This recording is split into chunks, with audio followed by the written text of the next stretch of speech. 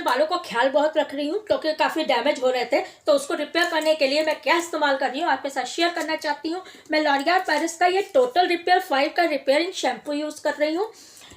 L'Oreal Paris का ही total repair ये conditioner use कर रही हूँ, और साथ में कंडीशन करने के बाद जब थोड़ा सा ड्राई होने लगता है टॉवल ड्राई, तो उसके बाद ये लॉरियल पेरिस का टोटल रिपेयर 5 का सीरम यूज़ कर रही हूँ।